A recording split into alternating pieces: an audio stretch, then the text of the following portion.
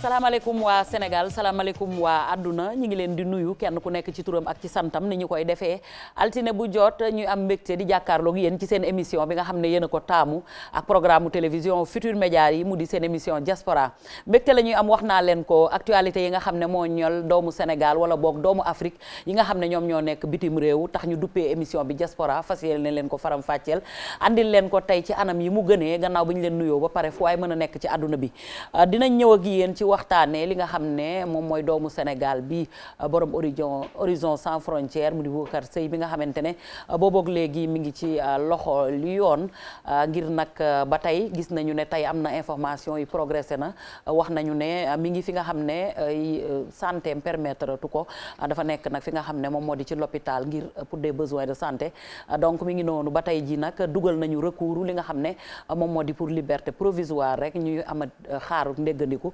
ngir lu ñeel mbir moomu la dinañ ci àddu ci kanam tuuti ki nga xam ne moom moo di Seydina Seck bu Dakar Actu dina ñëw ak ñun waxtaanal ñu mbir yi ci lan la toll bu loolu wéyee également dinañu dem fi nga xamante ne rek moom moo di Denver Colorado ndax xam ngeen ne ayu bés yële wala weer bee ñu génn weer yi ñu génn ci ginnaaw rek am na ay doomu Sénégal yoo xamante ne toll nañ ci juróomi bakkan yoo xamante ne dañ faa ñàkk seeni bakkan mu di nag famille Jool ci benn lakk ak lakk koo xam ne amoon na fa suñu xarit nag Papa Dia wax nañu fan yi ku ne dégg na ñuy wax ci presse bi ne jot nañoo teg loxo ay xale yoo xamante ne ay adolescent la ñaar la ñu toll ci fukki at ak juróom benn ak kenn koo xam ne mi ngi toll ci fukki at ak ñeent waaye sànq ci ngoon am na koo xamante ne ku jigéen la mag la ci kenn ci ñooñu xale yooyu le ñuy def ne ñoom ñooy présumé ñi def lu bon loolu le ba tax na nag moom itam arrêté nañ ko ku jigéen kooku le moom itam Papa Dia dina ñëw ak ñun ci information yooyu entre autres info yoo xam ne dañ leen koy indil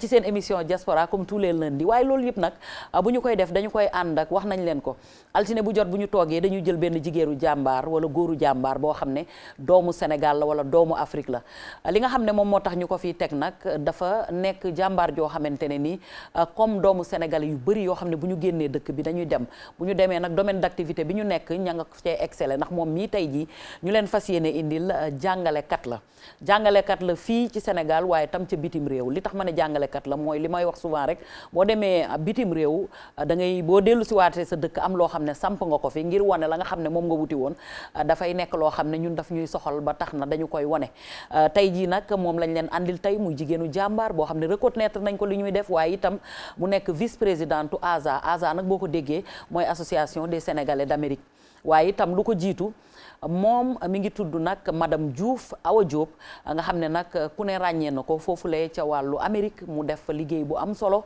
di jàngale ci école ya kàllaamay nasaraan waaye itam dañ koy dégg ci social dañ koy dégg daal ci lépp loo xam ne jëm na ci wàllu éducation waaye tax nag tey jii ñu andi ko ngir waxtaan ak moom mooy dégg ngeen ayu bés yi du tey rek mais prétexte la ñuy jël bis bu set nga dégg koo xamante ne ni xale la waaye dégg nañ ñu ne faat na yaayam wala mu faat papaam wala tamit nga dégg xale boo xam ne am na nu muy doxalee ci àddunaam te xale nag bu ñu koy wax dafay fekk ne souvent dañuy nekk entre deux cultures mooy doomu Sénégal wala doomu africain yi nga xam ne ñoom ñooy nekk bitim réew boo vigilantul tuuti rek dafay compliqué kon foofu la éducation di intervenir ndax éducation dafa am solo ci xale moom nag looloo tax tey jii ñu andi ko fi ngir liggéey bu am solo dafa demoon bitim réew di fa liggéey ba tey mi ngi dem di ñëw ñëpp reconnaître ko waaye mu ñëw fii ci réew bi di fi samp école ngir mottali li nga xam ne moom lay jàngale foofule ca New York ñu ngi koy nuyu di ko bàyyi ak téléspectateurs yi ginnaaw bi ñu ko dalalee ba pare borom noirceur d'ébène bu rafet bii nuyu naa la ah. salaamaaleykum madame Diouf Awa Diop kontaan nañ ci sa teewaay ñu bàyyi la nga nuyoo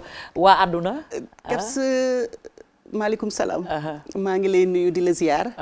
di nuyu waa TFM et commencer ko par son président et dina wax aussi merci pour l'accueil chaleureux vraiment depuis bi ñu fi duggee ba tey jàmm rek lañ fi gis yow aussi balaa boobu dañu lay sargal ci liggéey bi nga xam ne yaa ngi koy def au niveau de la diaspora parce que xëy na émission bu mel nii su amul woon man ak sama morom xëy na duñ ci mën a jaar donc di la encourager di la ñaanal yàlla muy sa yokkute ak yokkute waa kër gi damay nuyu nag sama borom kër Amadou Lamine Diouf mais damay nuyu aussi sama ñaari borom kër yi ma àndal mu El Hadj Taïb Sarr ak Ndiaga Diop ki sama manager école. macha allah maa ngi nuyu toute ma famille nag. waaw su ma nee ma famille dama ci boole sama xarit sama famille yi ma bokkal ndeeg baay samay gorog samay njëkke mais aussi dama koy boole ak mes amis normaliennes.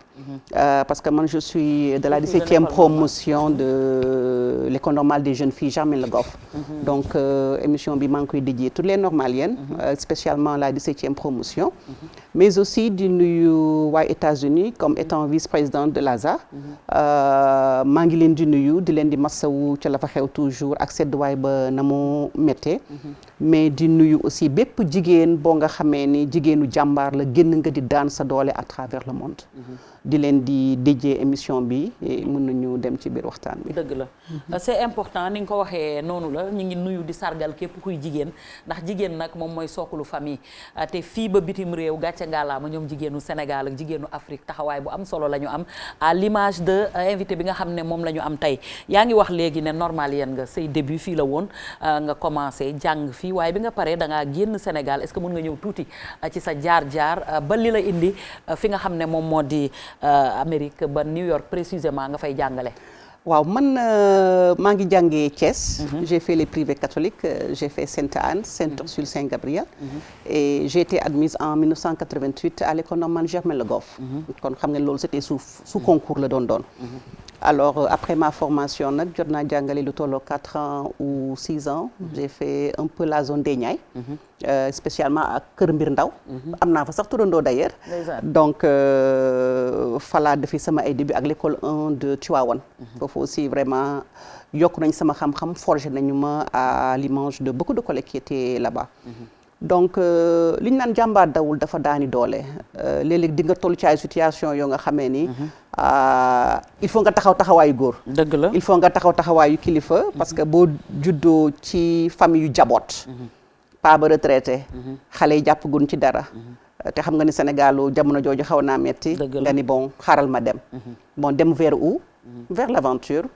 bon bi may dem dama ni woon naa dem xool yi ñëwaat. mais en cachette nag dama defoon sama départ volontaire daw dem def. ci pet quoi daal di daw dem def. donc sama papa n'avait pas tellement apprécié mais après il a compris. parce que en ce moment j'étais la seule qui était fonctionnaire ku doon liggéey ci biir kër ga donc ça l'avait un peu. mais c'était un risque quand même. mais c'est un risque mais xamoon naa ni c'était un défi à relever te mënoon naa ko.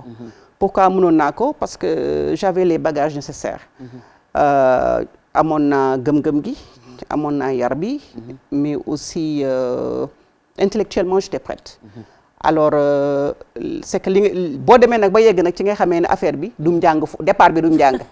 waaw départ bi moom du njàng il faut nga. ndax ñaare Amérique moom li ci ëpp sax dañ naan la lan nga mën a def. waaw lan nga mën a def boo demee ci Europe dañ lay laaj diplôme. waaw wala fii waaye moom boo demee dañ naan la lan nga mën. wante laaj ma ba ma demee ci salon ba ñu ne ma dama yóbbu ci salon ba.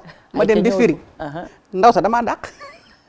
ne ma firi sax mënoo ko da nga ko doon def. firi waaye yow képp sama firi ba benn la. waxoo lépp ndaw sa di ma baal naa la. firi ak ca la gëjee donc aw ma occasion wut donc fréquenter les salons. aw ma occasion dem dans les restaurants pour togg ak yekk parce que xam naa ne juróomi kilo ceeb moom. boo ma ko joxoon sooy boo yaa may seetal xorom si. donc xam nga donc yooyu du sama domaine. mais nag yàlla defal ma liggéeyoon ci benn warehouse. benn usine. amoon wax dëgg yàlla ku ma fa xamoon Moussa Diouf maa ngi koy nuyu au passage ak soxnaam Adama Diop. alors Moussa nag daal di ma ni yow daal soxna awul xam naa li ngay liggéey daal fii mënoo ko parce que bu du ñu dee defar ay 40 caisses yow ci 2 ngay toll wala 5. léegi man xam naa daal foog nga xam ne mën naa la fa kii quoi orienté mu boole ma ak soxnaam. mu dimbali ma nag mu njëkk a accéder à un travail de nanny. bon nanny dafa doon am différence ak babysitter. parce que man du benn parce que man mënuma bale musuma nangoo mën a bale musuma nangoo mën a fa beere. alors j'avais eu la chance d'être proche du lycée français de New York. en ce moment-là mi ngi nekkoon sur la 72e. entre Madison and Fifth Avenue. donc nag ma commencé foofu sama ay début en tant que nanny.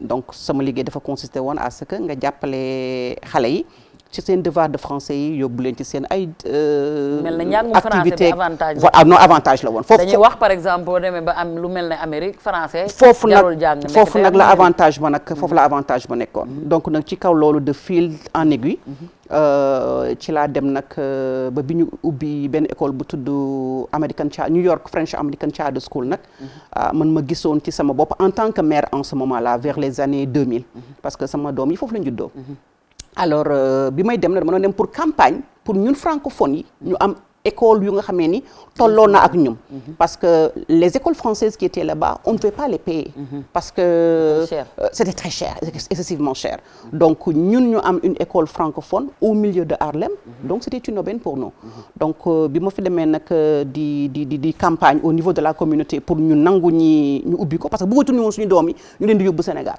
amoon na ñu bëgg a yóbbu mais mënuñu yóbbu am na ñu bëgg a yóbbu mais amuñu ko leen téyal donc il fallait que école boobu daal en tout cas c'était venu à la bonne heure à la bonne heure donc ma campagne ci après ñu ne bon il recherchait des enseignantes moi aussi ma def sama candidature ñu jël ma mais aussi yow ma ci foofu après dama dem jàngiwaat donc j'ai eu 2 masters en éducation générale benn bi en éducation spécialisée donc pour mën a jàngal xale yi am ay handicap ak yooyu je l'ai eu en 2009 su ma juumul waaw foofu maa ngi ko amee à Touro College donc nag bi ma jàngee ba pare nag ci laa demaat foofu encore di liggéey mais aussi xam ni am na lu ñu manqué ci suñu jàng mais aussi am na loo xam ne mën naa ko indiwaat donc loolu moo waral l'idée de créer une école bilingue à Thiès et parce que sama doom quand il était venu des États-Unis amoon école bilingue te dëkkuma Dakar moi je suis de Thiès et à Thiès amoon woon école bilingue donc j'avais choisi d'ouvrir ma maison comme une école bilingue pour elle ubbil ko préscolaire sama biir kër moom laa démarré donc c'est pro pour jouer moom laa def ci école ba alors ñuy dem nag format bi taxul ko woon a mel ni ma ko bëggee woon mais nag bi ma demee ba ay vers 2014 2015 ci laa xam vraiment nag li ma bëgg ma étendre ko nag daf ko une école bilingue avec 2 préscolaires et une école élémentaire du CI au CM2 voilà gis ngeen ko ni ma ko waxee étape par étape la résumé nañu avec éloquence d'ailleurs macha allah li nga xam ne moom la def muy un peu ci li nga xam ne moom moo di jaar-jaaram ak expérience am ba tey jii mu jur li nga xam ne moom mooy la mu jëlee di ko liggéey muy métier am ñëw na fi daal di ko fi implanté fi nga xam ne moom moo di à Thiès bu ñu ñëwee ci éducation gis nañu dernière semaine yi li nga xam ne moom moo di actualité te du neguleet lu ko jiitu souvent dañuy faral di nekk c'est un souci même bu fekkee ne waxuñu parce que mun nañu wax xale yu diggu doomu yi waaye mun nañu wax tam yi nga xam ne xam nga xale buy jëm ba nekk li nga xam ne moom moo di adolescence crise d'adolescence dina pousser souvent xale yi di dugg ci yenn yi wala yenn dérives yi di am te souvent buy am day nekk ci suñu mbokk africain yi nga xam ni yaay ji mënul xëy dëkk yi bokkul uti lu mu am dem ci salon yi wala mu dem liggéey papa ji tam uti lu mu am ndax ay bilan koy xaar ak yooyu nga bëgg ko booleek topp à la lettre li nga xam ne moom moo di éducation bi day compliqué wala des fois da ngay gis ñoo xam ne dañuy jël seen doom yi andi leen fii mais li nga xam ne moom moo ci war a topp wala suivi bi nga xam ne moo ci war a am parce que doom tamit loola nit jege-jege c'est un peu compliqué donc ban gis-gis nga am ci loolu ndax xale bu nekk à l'étranger day nekk à cheval entre moom laa wax à l'antam entre 2 cultures te am na âge boo xam ne boo tollee yu bëri dalay tànte dëgg la donc yow en tant qu'éducatrice ak koo xam ne da ngay jàngale yàgg nekk ci milieu xale yi lan nga ñu ci mën a wax loo xam ne dina servir ñiy seetaan te toog yore seen ay doom xamuñu nu ñuy def dëgg la xam nga naan tungu ni du toor ngay nataal man j'ai éduqué 2 filles aux États-Unis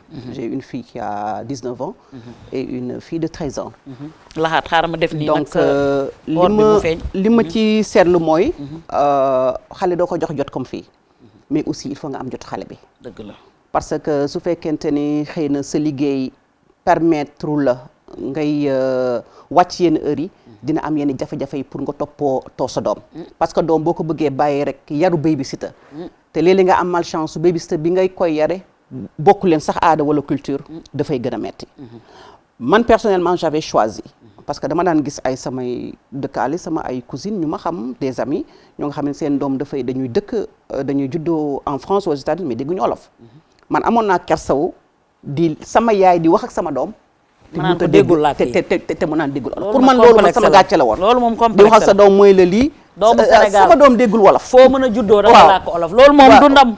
complexe la waaw donc man loolu rusoon naa ko. wallaay bon ce qui faisait que sama doom bi mu amee 2 ans.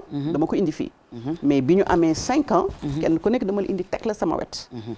àndand ak yow di liggéey. bon xëy na nag liggéeyu jàngale bi di taxoon ma gënoon ko choisir te ba tey ma gën koo nekk samay heure day correspondre ak seen yos. maa leen di yóbbu kii am 18 ans dama ko daan yóbbu buntu école am Harlem Children's Zone continuer dem liggéeyi ñu drop ku ndaw ki le soir ñoom ñu ñëw fekk si ma ci kër gi. donc amoon na possibilité yar leen yar boo nga xamee ni sama loxo mu ngi ci ay à moi toute seule. amuloo beneen loxo ci biir kër gi. donc yooyu yëpp nag fullaa ngi ci. faydaa ngi ci. xamal leen seen bopp. ak diine ji surtout identité ci wàllum dégguma olof ak dégguma leneen. ak diine yooyu daf ci am solo ak diine surtout diine. loolu daf ci am solo parce que ñun à New York. am na jàkka yaa ngi fa. kër Sëñ Touba baa ngi fa. kër ndaw yi El Hadj Malick baa ngi fa. man sama doom yi Seyda moo leen di jàngal Seyda Wulimata. donc ñoom bi ñëwee fii Sénégal dañ naan xale yi jàngi woon alxuraan ay États-Unis et pourtant bërëb yaa ngi fa. alors xëy na nag chance bi ma amoon ñu bari amuñu ko. mais bëgg nañ ko. mais éducation à l'étranger de façon générale il faut nga def sacrifice. am na ci na góor ñoo xam ne dañ ko oyofalal seeni doom pour que ñoom sax ndaw si dootu liggéeyat day toog si kër gi. mais su fekkente ni income bi mayu ko pour kii toog. il faut que amuñu choix il faut ngeen jéem a organiser. mais aussi sacrifice la. sacrifice man fu ma mën a nekk ba 5 heures wala ba 18 heures. ñibbi naa sama kër. samay doom fu ñu toogee ba 8 heures et demi tëdd nañu naan parce que reer ba pare na. parce que elles doivent se réveiller à 5 heures du matin pour se préparer pour aller à l'école. donc loolu daal laa gis ni sacrifice boobu boo ko deful parfois c'est compliqué. ndax gis nga li ñuy wax suñu mbokku gambien lañu ak lii on parle de diaspora. pas plus tard que bërki démb rek am na benn xale bu ñu jàpp il a même pas Moussa Camara la tudd.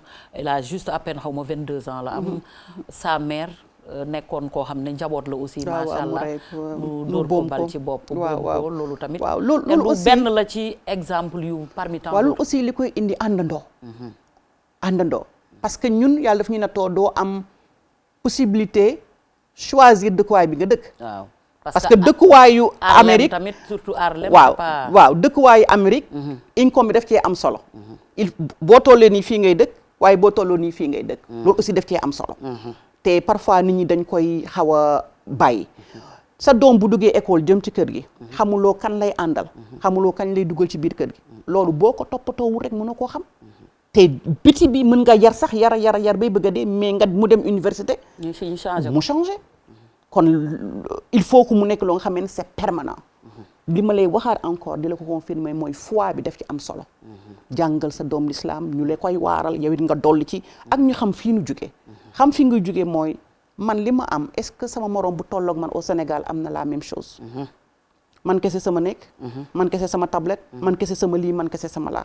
est-ce que j'ai les possibilités de voyager dem à travers le monde mais est-ce que sama yeneen morom am nañ ko. donc xale aussi il faut nga. ngay waxtaan ak waaw bañ koo bewloo. bañ koo bewloo. mu xamee ni man lii ma am. kee amu ko. man sama doom bi muy jóge Sénégal daana denc ñamu 2 fan 3 fan ne da koy dencal taalibe yi man ne ko doom Amérique amul taalibe parce que loolu la gis. dàll nangu koo sànni. da ngay dajale ay saako envoyé bari ko ñu indi c'est parce que amul Sénégal donc xale su amul loolu ak yëg-yëg boobu je crois que lu koy këf dina yomb. day yomb waaw mais aussi la présence des parents am na ci solo. elle est très très importante la présence des parents. benn jàllale rek la ñuy am dem ci événement yi nga xam ne amoon na fi laataa ñuy ñëw ci école bi nga xam ne yaa ngi ko implanté foofule ca Thiès. mu mel ne rek benn pas rek la ñuy franchir daal di ñëw fi nga xam ne moom moo di yeneen doomu Sénégal yoo xam ne tamit dañ leen a boom foofule ci lakk gi maa ngi koy wax sànq. vieux bu dee mën nañoo dem xooli ki nga xam ne moom moo di Papa Dia foofule ca Denver Colorado moom itam mu andi ci ay leeral wax nañ ko sànq ay xale lañ tam duñu sax doomu réew moomu lañu waaye itam xale yu ndaw lañu ñaar ñu am 16 ans kenn ko am 14 ans mais am na keneen tamit seen mag bu jigéen la raison yi nee nañ mënuñu ko wax parce que enquête bi clôturé guñ ko il faut que ñu yem ci info yi ñu wax nee nañ suba également xam nga mercredi war nañ am ak ndaje ak procureur beeg yooyu mu nekkoon lu métti nag loo xamante ne ni yàlla ñëw na mais vraiment ñu ngi koy jooy ba léegi noppeeguñu. waaw métti na man fii la ma fekk. wante le vice-président le président de l'ASA. Sadio Yebari ak le trésorier Dramé demoon nañu ba foofu vraiment den masawu ji. man fii bi ñu indi woon corps bi man demoon naa ci ne serait-ce que pour wax massa et muy lu metti loo nga xamee ne xam nga ñun parfois on dit que le malheur arrive toujours aux autres. Mais malheureusement bu la dalee rek nga xamee ne affaire bi dal na la. Et c'était très difficile. Et dañ koy def ci kaw kaf wala dañ koy def ci ñàkk xam àdduna. te violence bi dafa bëri. c'est trop donc moom foo ko natt weesu na ko fa. lii waral violence bi encore une fois la présence des parents am ñoo xam ne seen i maama leen di yar am na ñoo xam ne ay foster child lañu. amuñu ku leen yar. tey bu la Kebs yore bu subaa monsieur Sarr yore la bu subaa monsieur Diouf yore la kan moo lay. kan moo lay yar l'enfant ne se retrouve même plus ak des parents qui ont démissionné mënuluma ko dara parce que am na foo nga xamee ni suñu aada ak suñu cosaan ci yar méngoowul ak dëkk ba ngay nekk na muy yare waaw parce que dëkk boobu bu xasee ba am xale woo doo ko dóor waaw doo ko wax lu ko métti mangoog bu xasee ba am 18 ans mangoog mën na def lu ko neex mangoog ci dara waaw mangoog te xam nga ñun dañuy yarati dóor mais boo koy seet sax nit xale mën koo yar te doo ko dóor man vraiment man dóoruñu woon ba ma nekkee xale ñoom man sama njaboot aussi sama njaboot dóoru ma leen mais aussi da nga leen xool wax leen dëgg yedd leen ba seen rangooñ tuuru parce que dañ xam ne lii waruñu leen def man nag sama punition bi gënoon neex mooy doo dem Sénégal koo ni doo dem Sénégal bu la bindee lettre day nii lay day di expliquer di jéggi waaw li tax waaw dama bëgg a dem Sénégal parce que donc kon am na ñu leen motiver ba war a tax day contribuer ci seen behavior seen i comportement mais du dóor wala sañaxal wala dara non dëgg la vie ñu dem xool yi li nga xam ne moom moo di Papa Jabi je crois que pare na Denver Colorado moom mi nga xam ne moo ñu toppal mbir moomu muy famille Diol ñu dem xool ko ñëwaat. ñu ñëwee ci mbirum Boubacar Seye tolluwaay ji jamono ji mooy li nga xamante ne umpatul kenn jamono ji mooy yoon bi nga xam loxo bi nga xamante ni yoon daal dina ko koy teg boobu ba tey mi ngi nekkoon nag amoon ay jafe-jafe ci wàllum wér-gu-yaramam. asalaamaaleykum mbokk yi ñëwoon di leen jottali xabaar yi.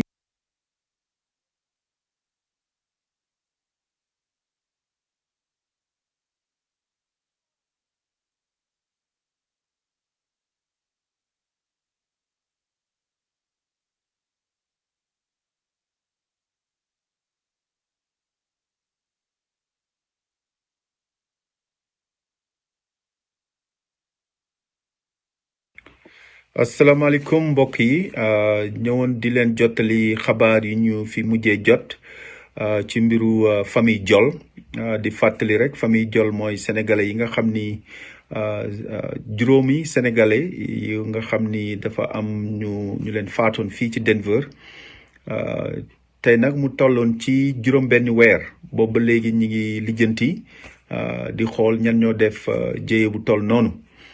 di fàttali rek ni dafa amoon ku ñëw ci kër gi taal ko waaye tey itam ñu am benn xabaar boo xam ne daal vraiment li ñuy doon séntu la muy police yu Denver am na ñu jàpp ñoo xam ni jàpp nañ ni am nañ firnde ni ñoo def jéye boobu waaye itam liñ ci jàngat mooy ñi ko def wax fa dëgg yàlla ay tuut tànk ndax ñett lañ jàpp.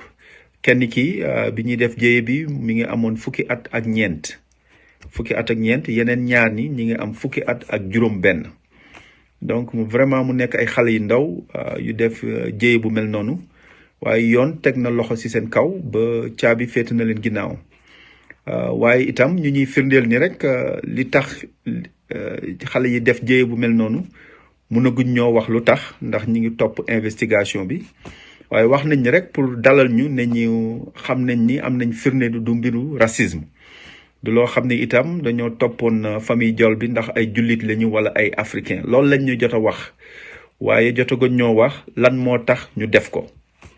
waaw tey nag bi ñu demee ci conférence de presse bi maire Denver bi mi ngi fa woon chefu police Denver bi mi ngi fa woon agent FBI yi ñi ngi fa woon vraiment ñi remercier la communauté.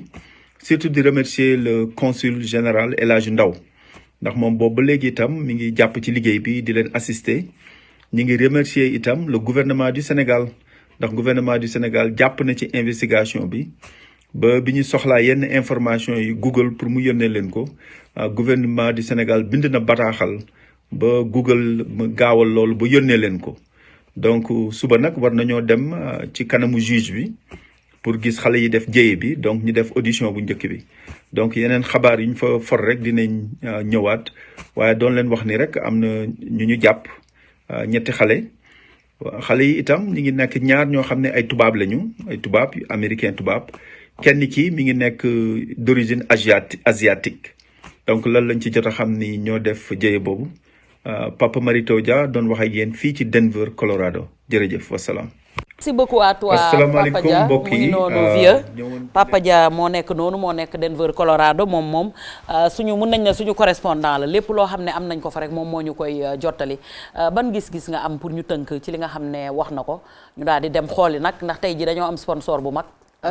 xanaa triste na métti na te kenn ku ko nag sa bopp rek xam ni jégg na day wa di remercier les autorités sénégalaises yi nga xamee ni ñi ngi fa nekk di ko toppatoo ku mel ni le consul Ndaw ki nga xamee ni vraiment El Hadj Ndaw il n'a jamais ménagé aucun effort pour notre bien-être dans la communauté et Amérique nag moom dëkku yoon la waaw xam naa ni yàgg-yàgg man gëmoon naa ni daañu xam ñan ñoo ko def dëgg la yow ñaata at nga fa def léegi maa ngi fa def naa fa léegi un quart de siècle macha allah macha allah léegi nag comme ni ma leen ko waxee sànq xam nga souvent nit yi dañuy am jafe-jafe moo xam nga nekk fii wala nga nekk bitim réew day am bagage yoo xam ne GP du fépp lay jotale léeg-léeg nga nekk Amérique soxla ay bagage pour yónnee ko Sénégal ndax sénégalais moo mel noonu saa bu lu mu gis rek da koy bëgg a indi mais yemul Sénégal bu diggante Sénégal la ak Gambie bagage yoo soxla ci semaine bu jot rek dañ la koy indil livré la ba fi nga nekk boo egsee ngay door a fay donc loolu nag mu nekk cargo GP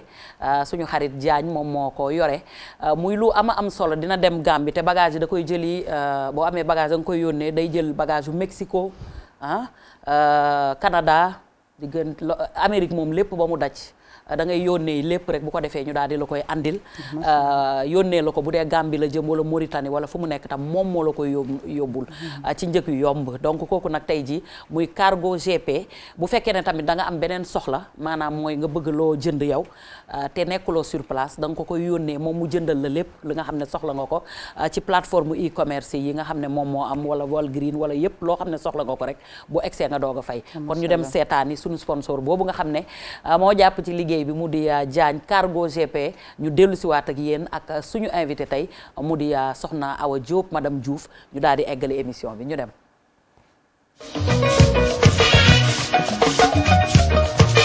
coono ak jàmbat jeex na ci mbiru indi wala yóbbu bagage maanaam cargo air fret cargo GP Atlanta moo leen di proposé diggante Atlanta Dakar Banjul service express bu amul fenn ci 48 heures maanaam suma mbokk yi 2 days rek départ bi Atlanta le 15 maanaam 15 arrivé Banjul le 17 foo mën a dëkk ci Amérique New York Los Angeles wala Ohio ba Canada wala Mexico mën ngaa yónnee sa colis ci suñu bureau Atlanta yi adresse bi di 1175 Willingham DR Atlanta 30 066 Atlanta Dakar Banjul every week semaine bu jot te kat li ci gën a neex bu yegsee rek ngay doog a fay.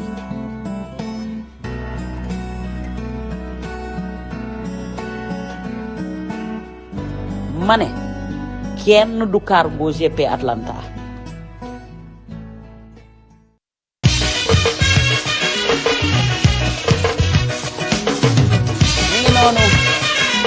mi ngi noonu cargo GP Atlanta Vieux Diouf mi ngi noonu mu ngi nag loo xamante ne nii lu am solo la wax naa leen ko plateforme lu bees tàq même ci e-commerce yi lu ngeen soxla muy produit boo bëgg moo xam Walgreen la wala mu defal la course muy Costco muy yeneen yi Sam's Club yooyu yëpp loo ci bëgg dalay defal course yi nga soxla ba noppi itam yónneel la ko Banjul yónneel la ko Mauritanie foo soxla rek ñu yónneel la ko te li ci gën a neex mooy une semaine bu ñëwee Dakar 48 heures nga daal di jot li nga xam ne moom mooy sa bagage le 15 février bi nag lay def embarcation bu mag a mag bi nga xam ne foo mën a nekk ci Amérique muy New York Los Angeles Ohio foo mën a nekk rek boo wootee rek daal di jël sa bagage yónnee ko ba Mexico sax dañuy jël bagage yi daal di la koy dajaleel mi ngi noonu warehouse bi mi ngi nekk Willingham la DR Atlanta 30 066 la bu ko defee nag ñu andil la bagage yi bu egsee nag diggante Dakar wala Banjul semaine bu jot daal xam ne la à partir de maintenant lépp lu waaye am ci bagage rek boo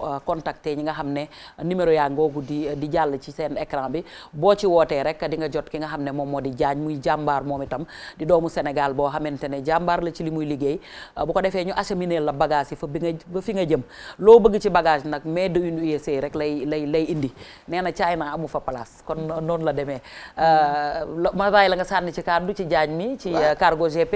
loolu kay ñun danañu arrangé parce que lu mel nii rek la ñu soxla nga xamee ni di nga mën a indi bagage te wax dëgg yàlla du yàgg parce que yàggaay bi rek moo doon suñu problème ak wóor bi moom na wóor te mu def loo nga xamee ne bagage duñ ko ubbi parce que léegi nga yóbbu GP am sa lu la naqari parce que daa ji nañ ko jël nañ ko téléphone laa ci dugaloon gis suñu téléphone ba yooyu aussi tant que mun na mi ngi koy assuré rek moom da koy assuré ndax cargo lay def ba noppi itam boole kook lu mu bagage mun a toll da koy indi maa xam oto la pièce détachée lépp da koy indi moom amu ci benn problème te am na crédibilité bu baax kon nag gaaw leen gaaw woo ko daal di am li nga xam ne moom moo di Cargo GP Atlanta àndandoog ki nga xam ne moom moo di suñu xarit Jaañ ñu àggal li nga xam ne moom moo di waxtaan bi ñu ñëw léegi nag ci école bi nga xam ne samp nga ko dem nga foofu di jàngale nit ku nekk la ngay liggéey rek ci nga mën a andi sa réew ngir mu jëriñ sa réew xam naa ne jàngalekat bi ngay def moom moo tax nga ñëw ne xaaral tamit ma implanté ko fii sama réew rawatina nag fi nga xam ne fa laa soqee ko mu di Thiès dëgg la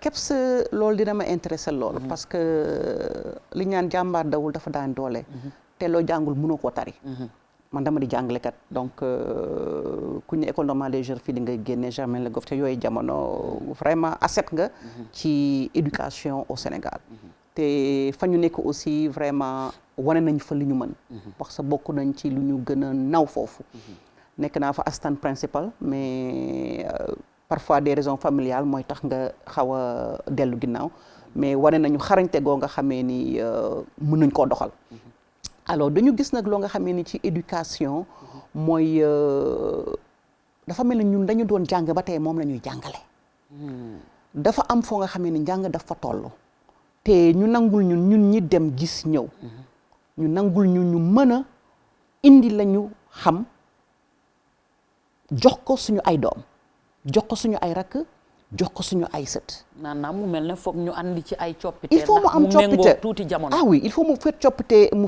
méngoo jamono xam nga li ci njëkk mooy. l'introduction d'une deuxième langue à l'élémentaire. même préscolaire parce que man fee à Kër Samba. nous avons introduit l'anglais dès le préscolaire. et anglais dégg ko dootul luxe.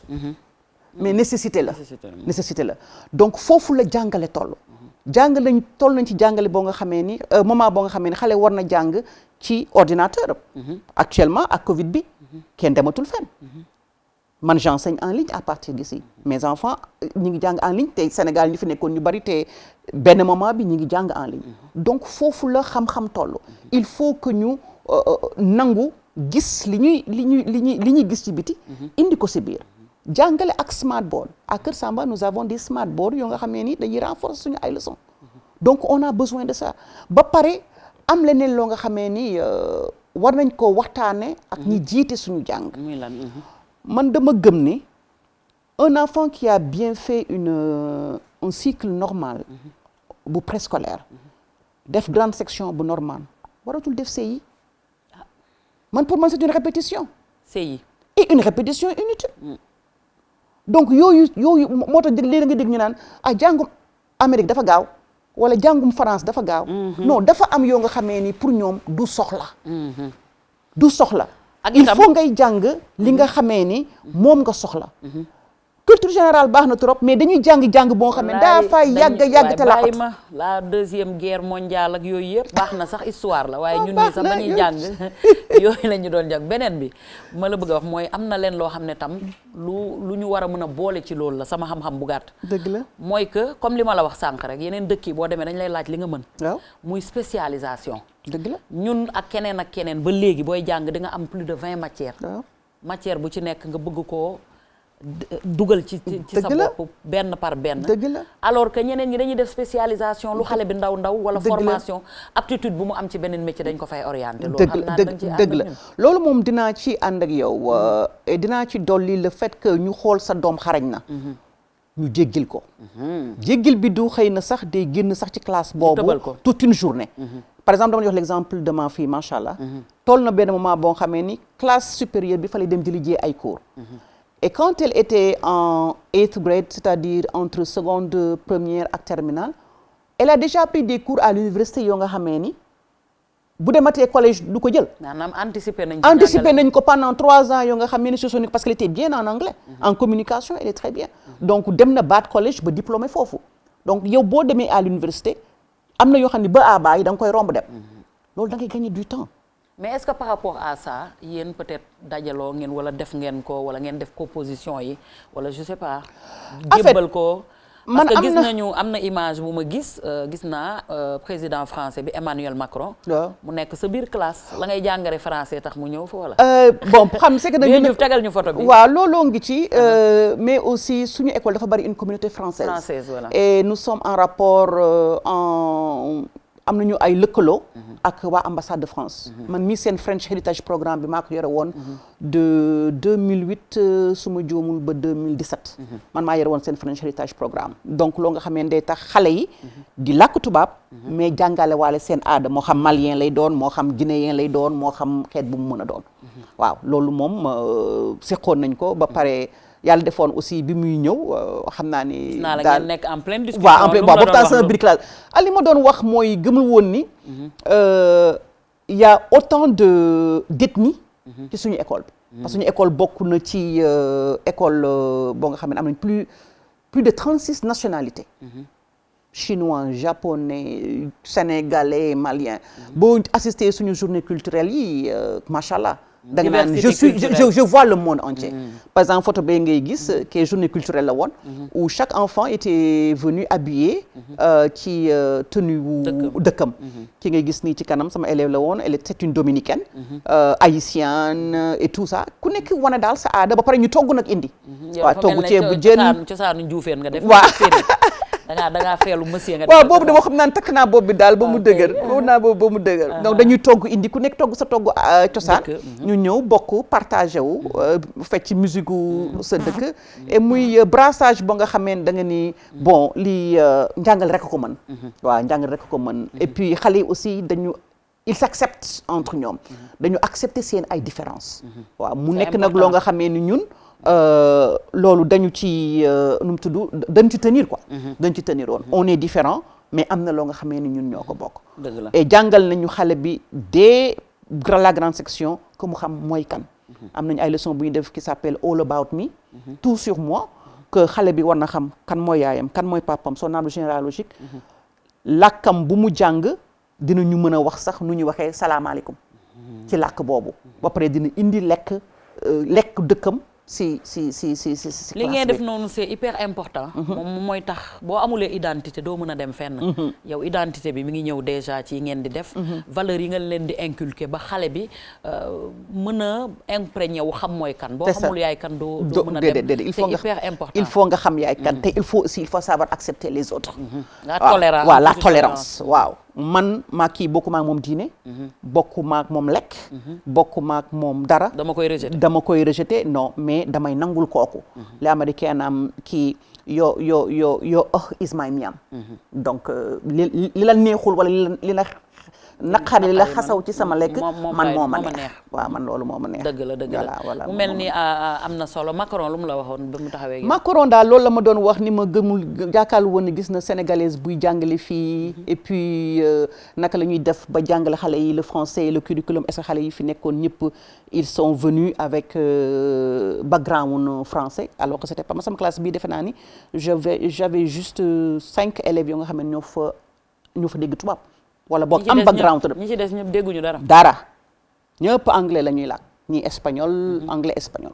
c'est pas évident mais à la fin de l'année dag naan macha allah maa ngi sant yàlla. tubaarkàlla lii la ñu soxla doomu Sénégal yi nga xam ne ñoo nekk bitim réew kenn ku nekk la nga ne lañ naan fu ne nga def fa dara. loolu dafa am solo. bu ñëwaatee ci fii nga xam ne bi nga ñëwee nag nga daal di koy implanter. pourquoi waxuloo ne damay ñëw Dakar mais da nga dellu sa base fi nga xam ne foofu nga jógee mu di Thiès nga ñëw daal di fay implanter li nga xam ne moom moo di école di def même chose. waaw waxoon naa leen dès le départ que man dëkkuma Dakar. man samay origine Louga la. mais Thiès laa juddoo fa laa màggee fa laa yaroo. musuma jàngi feneen fu dul Thiès. macha allah musuma jàngi feneen fu dul Thiès. bëgguma woon ñëw Dakar parce que xaw ma damaa ragal Dakar mais les conditions Dakar moom bokkul woon ci samay affaire yàlla. loolu waa Thiès yu bëri la nag. waaw sama mag bu jigéen yaa faatu. waaw mi ngi sëy Thiès. fa la juddoo yaroo fa màggee fa mais bu ñëwee Dakar. day yàkkamtee ñibbi boo ko ne fanaanal sax mu bëgg a. donc yow damay dem. waaw madame Diop maa ngi koy nuyuwaale moom. day xaw a metti nga am dëkk bu mel ni Thiès amuloo fi une école bilingue. et man j'encourage képp koo nga xam ne yaa ngi yëngatu ci éducation. nga mën a copier ce système là. parce que amul di créer lu bari. parfois di nga copier loo xam ne day baax. et éducation au Sénégal dafa am problème. am na problème boo xam ne li ci gën a yokk mooy le problème des effectifs. on a un problème des effectifs. alors képp koo nga xamee ni yaa ngi ñëw ci système boobu il faut nga indi un effectif boo nga xamee ni c'est déjà prêt et moyen. nga ne à peu près du ma am plus de 30 élèves. bon léeg-léeg nga wax ak nit mooy la bëggoo xaalis. soo bëggoon xaalis da ngay rokkas classe yi. alors que yow qualité ngay wut kon day yàq li ma bëgg a dem. parce que il faut ñu am des écoles modèles yoo nga xam ne day wane ni lii la war a mën a demee. parce que moins y a d'enfants plus ils suivent. nga yow plus nga leen di gën a mën a. mangoog plus yow aussi nga indi li ñuy wax tikki yëpp. mais il faut ñu koy appliquer. ñaata école ñoom ordinateur. au Sénégal. ñaata école ñoom ñooy utiliser ce matériel là. ñaata école ñoo am ay bureau informatique yoo xam ne dafa tëje. donc yooyu yëpp il faut ñu seet li ñuy wax naka lañ koy appliquer en tout cas ñun à notre niveau on l'applique. absolument ñun à notre niveau moom on l'applique. moom la ñuy gis alors ci image yi noonu. non image yi du moom. am na image yoo xam ne ci biir école bi la nous avons des smart boards. yoo nga xamee ni on les avait offerts depuis New York. ñu vraiment activé ko. et non seulement parents yi di kontaan waaw kii moom Kër Samba la. waaw c'est la rentrée des classes. man ak ñoom. ma ñëwoon vers la rentrée. donc yi te mu mel ne am na proximité bu am du affaire ku gérer école wala ku am école rek mais am na benn proximité boo am muy wane ne li ngay def passion la. waaw parce que moom laa xam moom laa bëgg moom laa xam. et puis am na ay écoles yu bari au niveau de Thiès maa ngi leen di contacter. pour jéem a seet naka la ñuy def. naka la ñuy linkaloo. mais aussi ñu bañ a def jàng rek comme prendre des cours et partir. il faut que jàng indi beneen aspect. il faut ñu delloo ci art. il faut ñu indiwaat sport. il faut ñu indiwaat musique dans les écoles. dëgg la man dama koy laajte da nga daan def cours musique. waaw da nga daan def nu mu tuddati sport. waaw yi nga xam ne daan nekk. waaw UASU waaw UASU ak yooyu yëpp amatul daal. waaw am na sax am na. mi ngi am mais xam naa ni daal war nañ koo mën a daal dellu ci biir école yi. au-delà de ça également gis nañu yan image la. waaw yii sama waa koñ la jàmm gën. maa ngi nuyu ñëpp au passage. dama fa organiser benn association bu tudd jàmm gën Renaissance. parce que dañu nekkoon koñu football. et malheureusement football bi demeetul noonu. ba pare dañoo bari ay équipe ba pare bari animosité yu am suñu diggante. alors ma jëloon nag sama bâton de pèlerin. pour seet naka la ñuy boolee ASC yi. mais aussi ci li nga xam ne ñun ñëpp moom la ñu bokk. parce que am nay tarixa ñii murid la ñuy tay mais football bi moom jigéen day football góor day football gis nga leen ne. léegi nag ma profité woon ci loolu ànd ko ak sama ay frères ñi may nuyu maa ngi leen nuyu au passage ñu créé nag jàmm gën Renaissance. donc chaque année dama daan def su ma ñëwee au mois de décembre ñu def ay tournois. mais aussi bu ñu defee tournois yëpp dañuy toog discuter waxtaan suñu ay problèmes ak yenn solution lañ ci am. pourquoi avoir fait le choix de dellu si waat Sénégal implanter fi école au lieu nga toog Amérique di liggéey di fayeeku li nga xam ne moom moo di def même chose. foofu lan moo la déterminer choix boobu la nga bàyyi da nga ñibbisi définitivement.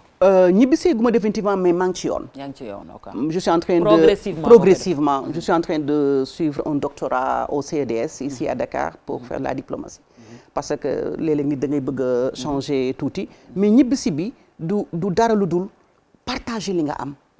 partager li nga xam potentialité yaa ngi fi mais dañoo gisul place yi dañoo gisul bërëb yi te man dama gëm ni njàng mi waruñu koo teg ci rek ñi ko mën di ko def man j'ai fait les privés catholiques xëy na booba temps sama papa fonctionnaire la woon amoon na income bi ko mënoon wante aussi da ngay seeni léegi man dama seetlu jàngale bi dafa ne koo xam ne ku tolluwul fee ci kaw a kaw a kaw mënoo ko fay mensualité 100 000 francs mensualité 50 000 francs ak fi réew mi toll mënuloo ko mais man dama am objectif fu def sama école ba kiy jaay gerte bu dajalee wecc itam ñëw indi doomam parce que ñoom tam bëgg nañu lu baax mais itam fa ñu ko war a mën a fa ñu ko war a mën defee attanuñ ko c'est comme si ba ñu waree ba ma bëggee yóbbu samay doom au lycée français de New York mënuñu ko def mais quand j'ai vu que ni fii c'est une école publique te doo fay dara mais dama caa takk sama tànk tubéy dem campagne carrément ba école bu malheureusement nag bi mu ubbee sama doom bi elle était âgée mënutu fa woon a dem mais li nga liggéey bàyyi nga ko mu jëriñ ah bien sûr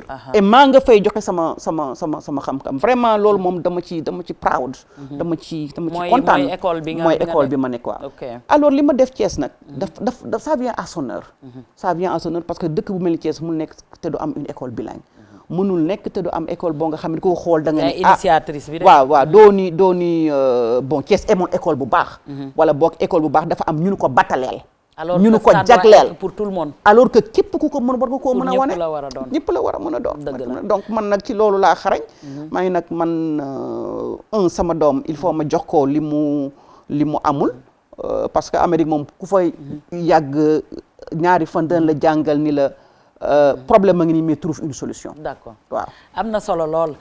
léegi nag dañuy dem xool yi xam nga boo gisee fan yee ci ginnaaw yëpp ñu ngi waxtaanee mbirum borom Horizon Sans Frontières. Seydina mi nga xam ne moom moo nekk Dakar Actu di journaliste.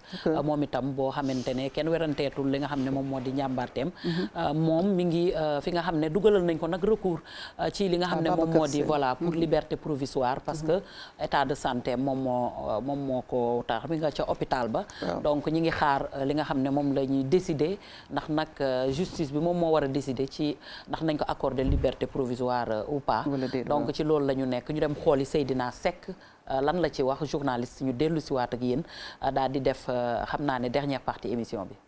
ñu ñëwee ci mbirum Boubacar Seye tolluwaay ji jamono ji mooy li nga xamante ne umpatul kenn jamono ji mooy yoon bi nga xam loxo bi nga xamante ni yoon daal dina ko koy teg boobu ba tey mi ngi nekkoon nag amoon ay jafe-jafe ci wàllum wér-gu-yaramam ginnaaw si nag ci lañ ko jëlee daal di koy yóbbu fële ci pavillon spécial hôpital la daan teg moom nag ba ñu jokkoo ak avocat am ci week-end bi xamal nañ ni Boubacar xawoon naa sonn trop demoon na sax ba lu mu lekk rek daf ko daan wàccu ci loolu nag ci lañ ko rawale woon yóbbu ko hôpital waaye ci dimanche bi xawoon naa am ab tan waaye li nga xamante ni moo ci bees mooy dafa am ay feebar yoo xam ne dañ ko gën a nemmeeku ci yaram bi xam naa stress bi ñàkkul moo génnee feebar yooyu avocat yi nag ba léegi ñi ngi ci liggéey bi ajjuma bi passé ba 1h jotee maanaam 13h daal di ñëw rek déposer benn LP maanaam liberté provisoire ngir mu mën a mooma néegu boppam ba keroog yoon di àddu ci mbiram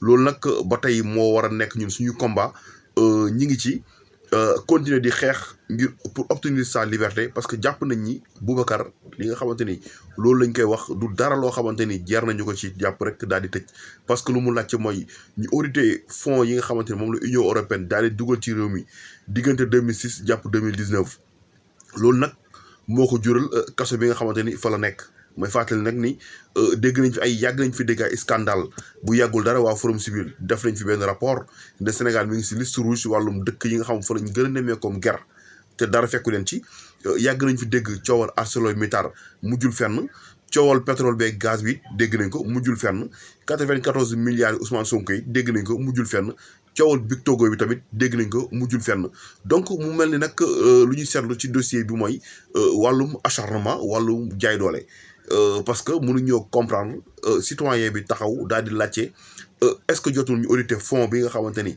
maanaam sécuriser suñuy frontière ak jàppale suñuy ndaw ba ñu mën a toog ci réew mi toog fi daal di tekki loolu moo ko taxoon jóg te seetlu nañ ni ba tey ñi ngi gis nit ñi ñi ngi gën a jël mbëkk bi di dem ndaw yi teel ñu gën a ñàkk liggéey loolu nag yoon la ñoom ñoo xam bu fekkee ñoom lijjanti wuñu fonds yi audité wuñu ko it beneen régime bu mën a toog it du tee lii Boubacar Seye laaj dinañ ko daal di rek génnee ngir ñu caytu ko parce que ñuy fàttali ko rek ba coow lu jugee tamit Union européenne dañoo génnee communiqué daal di wax ni 130 milliards dugal nañ ko ci dëkk bi du toll si 2016 jàpp 2019 am benn rapport bu fondation Boll tamit daal di ñëw génnee ñoom sax 200 milliards la ñu wax donc lu nit ñi mënut a comprendre mooy boobu ba tey lan moo téye Boubacar Seye ci kaso bi ba ci sax conseil des ministres bi nga xamante ni mooy bu mujj am kii di président daal di laaj ci ab mémorandum jëm rek ci wàllum fond boobu donc état du Sénégal pour man dañoo war a wax gàcce ngalaama Boubacar Seye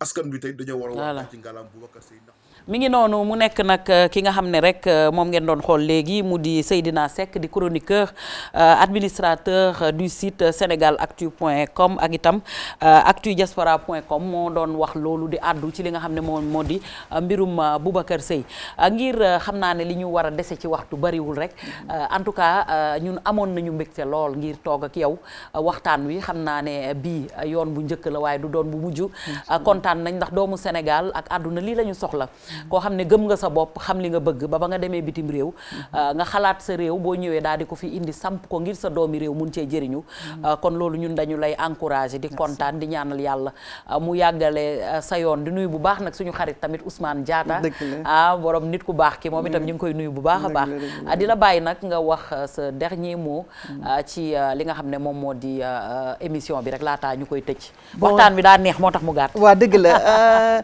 dernier mot bi dama ko def rek lu jagleel la ko aussi di la ko sant di la ko gërëm parce que c'est une opportunité boo nga xamee ni tout un chacun soxla nga ko di def loo nga xam ne yaa ngi koy def ci suuf te xëy na sax da nga naan xëy na amul boobu ampleur dëgg la maa ngi nuyu waa Kër Samba yëpp di nuyu mes parents di nuyu mes chers élèves den wax ni la vraiment kontaan naa trop ci résultat yu ñu am ñi ngi naan maîtresse a ngi ne gis nga kontaan naa trop ci résultat yu ñu am mais aussi di remercier monsieur Diop mi nga xam ne moom mooy manager bi ak madame Diop madame Guèye madame Diakhaté ñoom madame Mbaye ñooñu nga xamee ni ñoom ñoo yanu école bi parce que yow sa xalaat ngay am mais ki lay permettre nga réaliser ko kooku mënoo ko fay maa ngi remercier tous mes amis yu dëkk Thiès Diamaguène partout dans le monde di leen di wax ni leen kontaan naa ci ñoom te kenn ku nekk rek moytu ci Covid bi parce que lu am la Covid bi ak éducation war nga mën a tëjee foofu parce que yaa ngi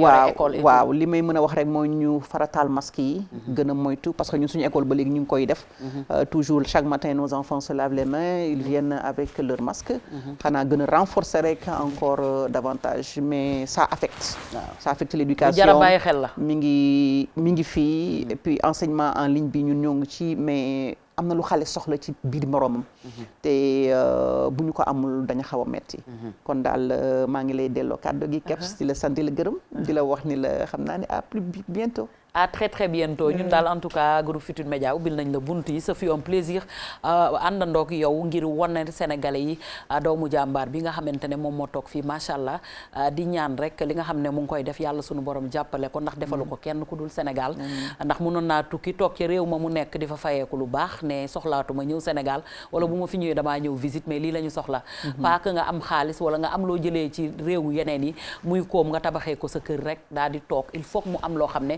le plan économique day générer ay emploi loolu moom moo di développement te moom la def ak yeneen i doomu Sénégal yoo xam ne ñi ngi fii ci réew mi tax ñun loolu la ñuy encourager ngir mën a jëm ci kanam kontaanoon nañ ngir àndandoo ak yéen tey ji nag bu may remercier sama remerciement dama koy commencer ci nga xam ne moom moo di laxaat xewal nag bu ngeen gisee bijoux yi may takk fan yi Vieux Diouf yaa ngi nii di ko nëbb nañu ko wane bijoux en or yi nga xam ne moo koy def rek laxaat bi mooy caravage bi foog naa donc mi ngi nekk fi nga xam ne moom moo di Sacré-Cœur dafa ànd ak boucle d'oreille waaye itam dafa ànd ak bague ak li nga xam ne moom moo di bracelet donc mu nekk jàmbaar moom itam di xale boo xam ne moom chéri Adja Lo dafa liggéey di bijoutier boo xam ne renom la ñëpp xam nañ ko mu ñëw fi nga xam ne moom moo di Sacré-Cœur nag samp fa place am yi mu am rafet ni lool ñëpp bëgg ko waaye nag ñuy ñaan yàlla yéen ñëpp rek ngeen dem fa ndax li muy def te nag léegi bu kenn tiit ne dëkk bi dafa métti or amul moom loo am rek boo boo demee da nga ko fay teg di ko bàyyi ba li nga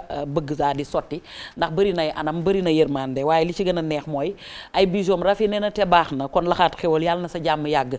téléphone am nag di 77 906 18 42 77 906 18 42 mi ngi nekk fi nga xam ne rek moom moo di ci kaw tali bi rek fi nga xam ne moom moo di Laxaat Xéwal donc ñu ngi koy jaajëfal bu baax chéri Adja Lo di wax ne na fa ñëpp dem ñi muy jaay am na base am na maanaa te bii benn la ci firnde yi keroog tam semaine bee gis ngeen ni ñu joxe loo ci wax bëgg naa ci bëgg nga ci dinaa ci wuti jeex na da nga ciy wuti par force la jàpp dinaa dem wuti ci donc jërëjëf ñuy remercier bu baax sama benn xarit boo xam ne moom mi ngi tudd tamit Serigne di def vente en ligne nit ku baax la waaye kenn du cargo GP nee naa la yow mi nekk Amérique ak yow mi nekk fépp ci àdduna bi lu ngeen soxla ci ay bagage bu ngeen woowee Diagne rek di ngeen ko mën a am teg nañ ko sànq fii xam naa boo ñu mënee mayaat mbir yi rek ñu daal di koy tàggatoo ndax nag moom Gambie da koy jël bagage yi bu egsee fii du def ñaari fan sax mu yóbbu ko fi nga xam ne moom moo di Gambie Banjul livré la ko muy nga nekk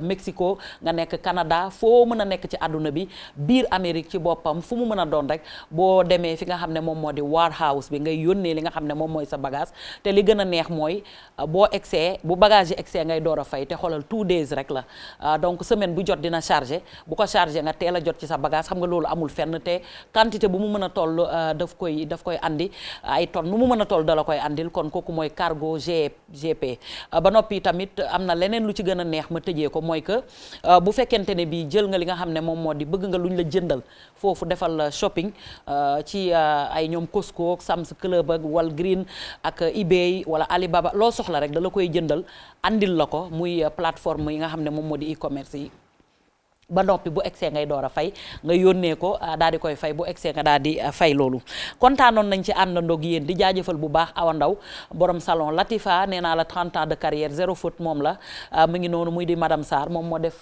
perruque bii nga xamante ne gis ngeen ko nii donc maa ngi koy remercier bu baax a baax Awa Ndaw ak xale yi ca salon ba yëpp muy bërgën ni ak itam bu ma paree wax naa leen damay remercier Kumba Touré nag maa ngi lay jaajëfal bu baax ndax yaa moo ma yónnee ci bile donc Kumba Touré maa ngi lay wax merci beaucoup ma chérie moom mooy borom une femme un toit muy madame Sène di ko nuyu di nuyu borom këram mu di monsieur Sène di ko jaajëfal borom une femme un toit moo xaritam Assane Mariama Gueye bu loolu wéyee nag damay remercier jeexalee ki nga xamante ne moom laay jeexalee saa bu nekk ki nga xam ne seetaanuma benn yoon ma ciy ñaaw te nee naa leen boo gërëmul yàlla doo gërëm nit te ku la defal lu baax faaw nga wax ko kooku mooy yaayu Bousso Bali yaayu Jalika muy maam soxna loo borom Atlanta sama waa ji kenn du yow maa ngi lay jaajëfal di nuyu madame Ndiaye men loo di nuyu Kiné borom Nashville sama rakk jooju le di nuyu képp koo xam ne waxtu yaa ngi toogoon di ñu seetaan ngir tëj Vieux Diouf am na nag ay xale yoo xam ne Espagne ca moo ma ko wax ñi ngi ci au nombre de 171 dañoo bëgg nag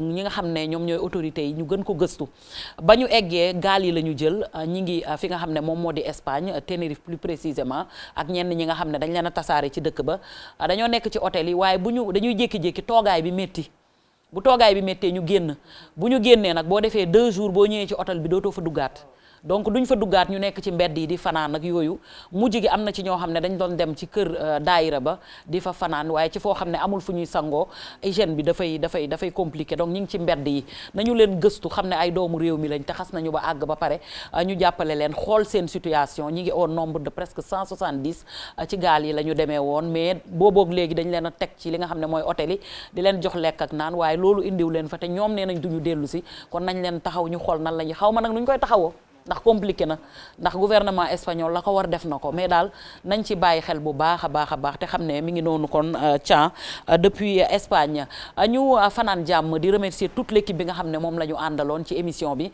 bokk na ci ki nga xam ne moom moo di Vieux Diouf nga xam ne moom moo nekk à la réalisation mais également Diagne ñi ngi koy nuyu Khadim Cissé ci caméra yi Baye Thiam ci wàllu son bi Baye Thiam la ak waaw ak maquillage bi maa ngi remercier bu baax Fifi ak ki nga xam ne moom moo di Khadija ak Baye Pape Mor ñoom ñëpp ñu ngi leen di jaajëfal di leen ki nga xam ne moom moo di Pape Maguette également ñoom Muntaga ñi ngi remercier ñëpp di gërëm ñëpp di leen dig daje altine bii di ñëw incha allah ci beneen numéro diaspora di leen wax jaajëf Laxaat Xéwal maa ngi lay remercier Cargo GP maa ngi lay remercier di remercier waat suñu invité passez une très belle soirée en compagnie de nos programmes jërë ngeen jëf rafet na torop